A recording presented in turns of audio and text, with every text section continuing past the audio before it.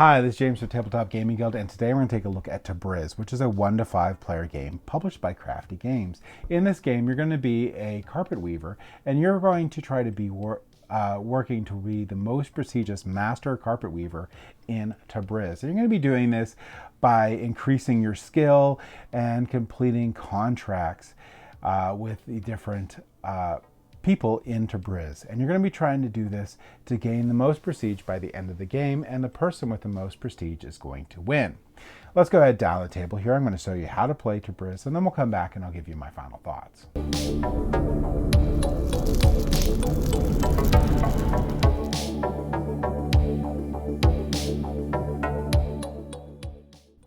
Alright, so this is Tabriz. Race to become the most famous carpet weaver in the bustling Persian market of the city of Tabriz. Start your rise to fame by completing commissions for laborers, and before long, the merchant and aristocracy will take notice. Send your apprentices around the Grand Bazaar to buy and trade for materials you need. Fulfill commissions quickly and efficiently to earn the most prestige and overcome your competition. Only one weaver can be best, so fast to secure your reputation as the undisputed master of your craft. Now, the overview for this game is going to be, you're going to be a manufacturer or vendor of carpets, and you're going to be Persian carpets, and you're going to be trying to make the best there to win the game. And how are you going to do that? Well, the game is going to go over rounds, and each of these rounds is going to have a workshop phase and a player turn. Players are going to take turns moving their assistants on the board here up to 3 spaces and performing the actions at the tile that they have landed on. When they move their worker, they'll set them face down. Once every player has moved all 3 of their workers, the round will end, and then we'll go into a workshop phase. The workshop phase, to start a new round, the workshop phase will refill the board and re-roll the dice. Also stand up the players' workers and allow them to move them again for the new round. We're going to continue on to this until someone has completed 9 commissions or has gotten up to 14 skill to end the game. Let's go into setup. Setup for the game is pretty straightforward. You're going to give each player one of these player mats, and these player mats are very nice. They're not paper mats, they're plastic, and they're very durable. There's 2 sides to these mats. One's going to be the solo mode, and yes, there's a very robust solo mode to the game. We're not going to go over that, but know that it exists and know that it's really good. But we're going to go on this side of the mat. Each player is going to get 4 contracts, and they're going to take a look at them, and they're going to pick 2 of them to keep and the other 2 to put back. They're also going to get the skill marker, and they'll put it on the 0. Next, you're going to actually, before you even handed out these, you would have needed to shuffle up these different decks here, which are going to be your general, your merchant, and your aristocracy decks there. Shuffle them up to get those set up. You're going to set out the resources here for everyone here, and the dice for everyone, a dice pool for everyone to access. You're going to place out these tiles on the board. Now, something special about these tiles here is they're going to have this little icon here in the upper left hand corner here. If it's your first game, you're going to want to make sure you place the tiles out with that icon in all these different locations. The locations are going to fit the shape of the tile. So once we get all the tiles out, then there's some setup for these tiles. Well, each of the players is going to have 3 assistants that they can use, and they're going to place these out on the board there. And they're going to place them around the middle tile here. This is going to be the starting location for all these workers. You can place them on top. That's typically what I do, but I'm just showing you so you can still see the tile. One note, though, is you need to have the right side of the neoprene board, too.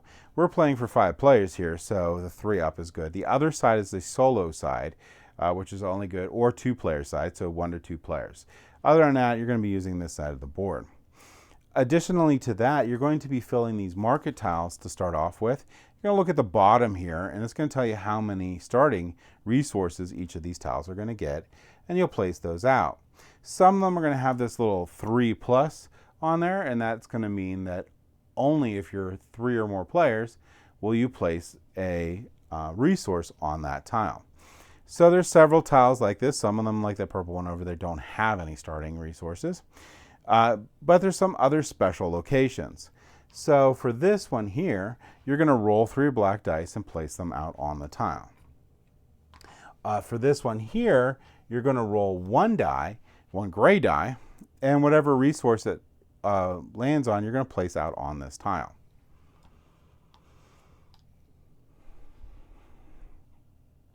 And the only other thing left to set up is to give the players their starting resources. Now, the first thing you're going to determine is who's going to be the starting player. Now, the starting player, per the game rules, is going to be the last person to pet a cat. Otherwise, you can pick whatever method you want, but the first player is going to get the first player token and place it on their board. All right. So, if you're second player, you'll get 1 money or 1 Quarian. If you're going to be third, you're going to get 1 white cube. If you're fourth, you're going to get 1 money and 1 white cube. And if you're fifth, you're going to get 1 green cube. Now, these resources do have, I'm just going to use them by the color so it's easier to explain during the game, but they all have their associated resources here. So if we look at this little holder here for the resources, you're going to have your camel hair, you're going to have your wool cubes, you're going to have your silk cubes, you're going to have your plant dye discs, and you have your wool, you have your cardamom dye cylinders. And those are different resources you can get throughout the game. All right, so we're going to get into what are you going to do. That's setup. Then we're going to get into what are you going to do on your turns. Well, again, we're going to skip the workshop phase during the first round because we already have all the starting resources out on these tiles. Now, starting with the first player, everyone's going to move their assistants in turn. So I'll be able to, on my turn, move 1 assistant. I can move them up to 3 spaces and then perform the action at that location. Once I move them, I'm going to lay them face down to show that I've used that worker. Now, there's a couple exceptions to this and a couple rules for movement. One is you cannot be in the same location you were before. You're going to have to move out of there. And the other is you can't add another worker to the same location. So I can't move another worker here. So I can't do the same location twice. However, any other assistant can move here. That's fine. There's a couple exceptions to this. One is any number of my assistants can be in the middle tile. I can just lay them down on my turn. They can stay there. That doesn't matter. Also, from anywhere on the board, I can make it to that center tile. That's the other thing. So once I've completed my action, it'll be the next player's turn. They'll move their assistant, go to the tile, and complete its action. Once everyone's done this 3 times, the round will end. All right, so what are you going to do on your turn? Well, on your turn, you can move one of your assistants up to 3 spaces and then perform the action at that space. So when we move, we're going to lay our worker down. When we lay our worker down, we'll go ahead and perform the action. Now, there's a couple rules to movement. One is you have to move. So I can't, if I was here, I can't stay here and just do this action. I have to move. Other than that, too, I cannot move another worker to the same location I have a previous worker. And other workers can move to my spot so that I don't block other workers. Workers don't block other players' workers. There's a couple exceptions to this. One is this middle tile here. I can keep workers there, lay them down, and do their action. I can have as many workers there as I want in the middle tile. That doesn't matter. Also, I can travel from anywhere to the middle tile. Always jump back to the middle. I'll perform that action, and then I can complete up to 1 commission. Now, there's a couple things on this commission card to know. One is here's the resources that you're going to have to spend to be able to complete this commission. And then down here's the reward. In this case, I will gain 7 money and 1 skill. So I'll move this up 1 skill. And then I can tuck this for this bottom part underneath my workshop board. And this is income that I'm going to get every workshop phase, which is amazing. And we'll go over that in a minute.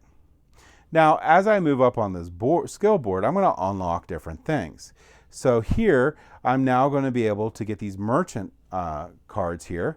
And once I hit this, I'll also, again, be able to immediately draw 2 and keep 1, which is really cool. But for the rest of the game, I can get from this pile or this pile. And previously, these two are locked, and you can only gain from the laborer deck until you have unlocked 2 skill. Then you can unlock this one. Later on, you can unlock this, and I'll show you in a second.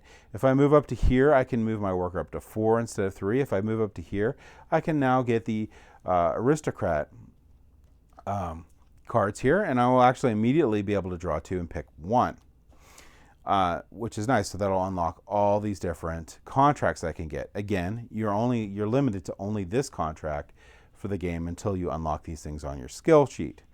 In addition to that, I can come up here, and what this one's nice for is in this middle tile, which I didn't explain its benefit for.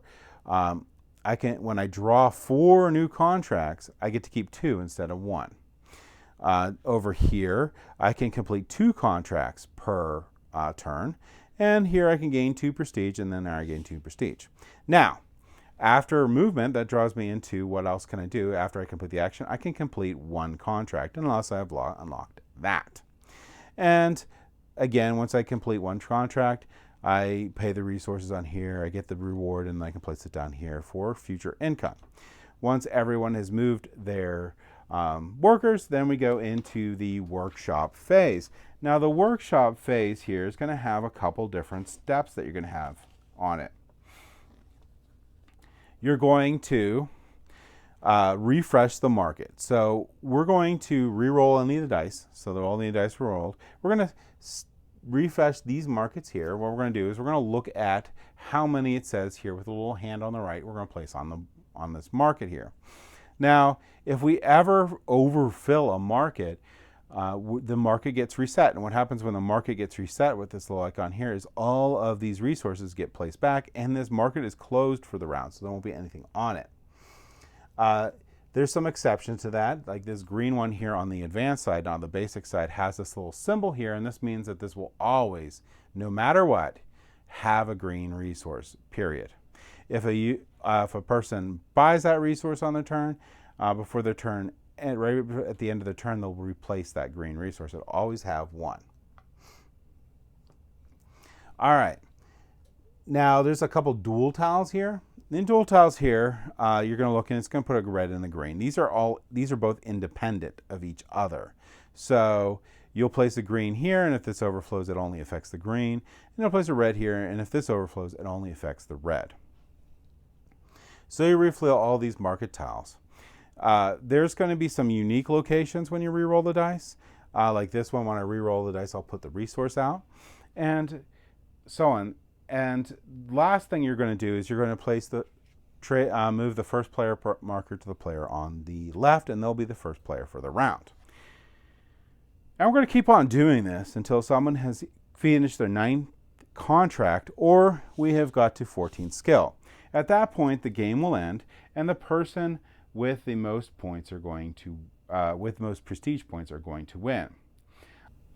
Each player in turn is going to total their prestige in the following way. They're going to total it with their completed contracts, completed commissions, their skills track, plus 2 prestige if they have the bonus token. Now, how you get this bonus token in the game is if you're the first one to trigger the end of the game. If you're the first one to trigger the end of the game, you're going to get this 2 bonus prestige points. The player with the most prestige is the winner, and becomes the renowned finest carpet weaver in Tabriz. If there is a tie, you're going to take a look at the money quorian and the materials. Each material is going to be worth 1 money or quorian, and the person with the most money is going to win, or most money and material, sorry. If there's still a tie, their tie pair is going to share the victory. And that's going to be how you're going to play Tabriz. Now, a couple brief things I'm going to mention are going to be some of these cool spots that you can go out to on the board. Now, these market tile spots are pretty neat. When you go to these places, you can spend what is listed on here to gain these resources. So if there's, and it has to be actually available here for you to purchase. So for example, I can spend 4 money to get 1 resource, 8 money to get 2, or 11 to get 3 plus. So if there's 3 or more here, I can get those. That's going to be the market tiles themselves. And they all have different numeric values there, but that's how you run them.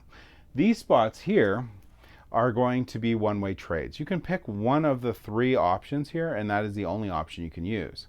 And you can use that for the number of time that's on the right here. So if I pick this first option, I'm going to need to spend a white, green, and yellow resource to get a purple resource, and I can do that up to 3 times. And there's all sorts of different examples on here of those tiles that are available there. Frederick's deals here. You're going to need to purchase the cubes shown on here, and then the prices are here, and you're going to get all 3 of these resources. Now, what you can do on your turn is you can re-roll one of these when you land here, or you can swap one. You can swap that with any color die there. It doesn't need to be a black die. You can do a white or gray die, and then you roll it, and then you can purchase these all. You have to purchase all 3 of them, and the costs here are shown on the left. So that's how that guy works. This one is really cool and one of my favorite tiles on here, but you know, sort of take your luck on here. When you land here, you're going to roll the gray die, and you're going to add that resource that was rolled on the gray die. You're going to look at the most expensive resource, and that's what you're going to have to pay. So if there was a red on here, I'd have to pay 4, and then you get everything else. You don't add up the total of all the resources. You just get all the resources after you've played whatever is the most expensive resource on there. This tile right here, what this does is you're going to roll 1 die, and you can purchase it. Here's the prices on here. You can push your luck a little bit and roll another. However, every time you roll, you're going to have to buy all of the dice all of the materials that are shown on the dice here. If you can't afford it, you can't actually do anything. So you're going to want to watch out and make sure that you never roll past what you can afford. And this one here is pretty much going to be a wild card of what resources you get. And those are the different locations you can go to. And there's going to be a side with this symbol, and a side without here. So it's the advanced mode.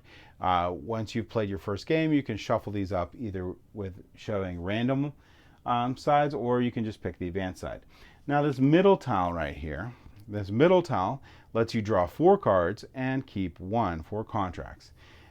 Or you can draw 1 contract and keep 4 money. And now you're going to again be limited when you use that tile to what you have unlocked. So if you didn't get enough skill here, you're not going to be able to draw any of these contracts. You can only get the laborer contracts. But later on, once you unlock these, you have access, you can draw those. So that's it. That's going to be how you're going to play Tabriz. Let's go ahead back up the table here, and I'll give you my final thoughts on this game.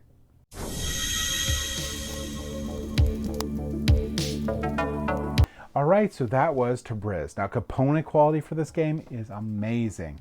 The neoprene board has such vibrant colors on it and is amazing. I literally love when games include neoprene boards. They last a lot longer than their cardboard counterparts, and they have brighter colors, and they look amazing. In this case, it does.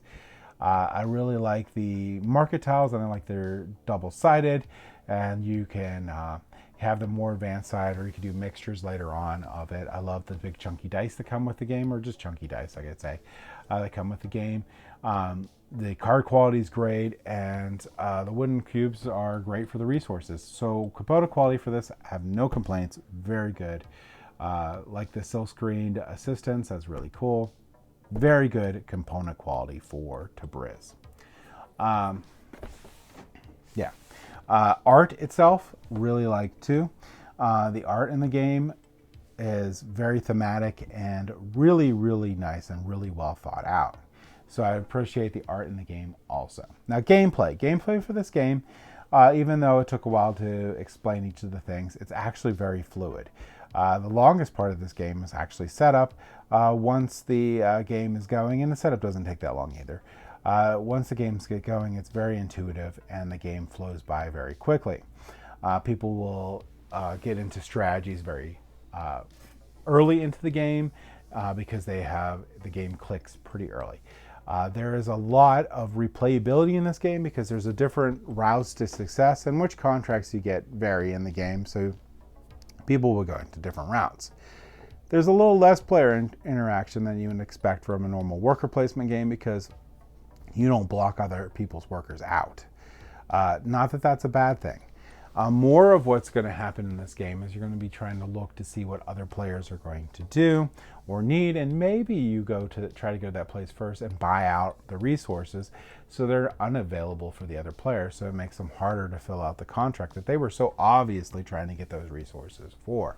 So there is player interaction in that aspect.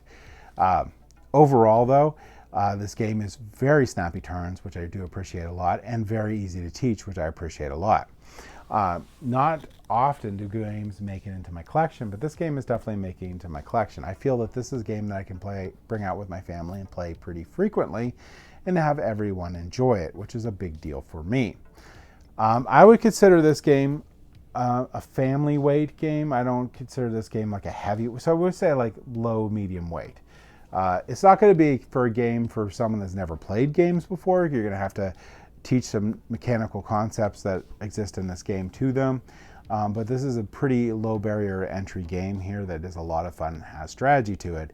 So you could get people into it pretty easily. And like I said, it's probably low, medium weight game.